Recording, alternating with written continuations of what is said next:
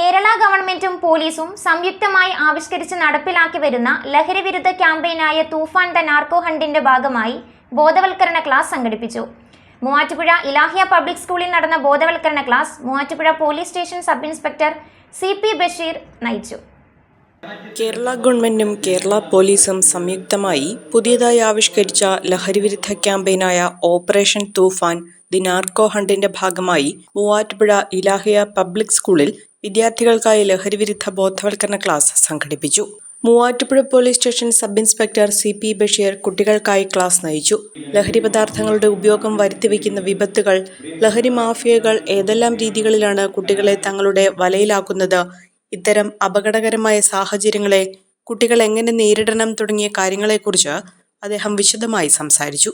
കൂടാതെ ലഹരിമരുന്നിന്റെ ഉറവിടങ്ങളെക്കുറിച്ചോ വിപണനത്തെക്കുറിച്ചോ എന്തെങ്കിലും വിവരങ്ങൾ ലഭിച്ചാൽ കുട്ടികൾക്കും പൊതുജനങ്ങൾക്കും എങ്ങനെ ഭയമില്ലാതെ അധികാരികളെ അറിയിക്കാമെന്നതിനെക്കുറിച്ചും അദ്ദേഹം കുട്ടികൾക്ക് മാർഗനിർദ്ദേശം നൽകി.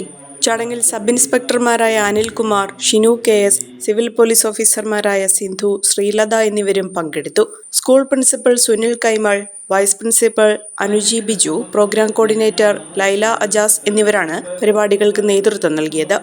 അഹല്യയിലെ വിദഗ്ധരായ ഡോക്ടർമാരുടെ ചികിത്സ കൊണ്ട് എനിക്ക് എന്റെ കാഴ്ചശക്തി പൂർണ്ണമായും തിരിച്ചു കിട്ടി. ഇപ്പൊ എനിക്ക് ഈസിയായി വായിക്കാം. നേത്ര സംരക്ഷണത്തിന് നമ്മുടെ Ahalya. Ahalya foundation eye hospital, കേരളത്തിൽ എല്ലായിടത്തും.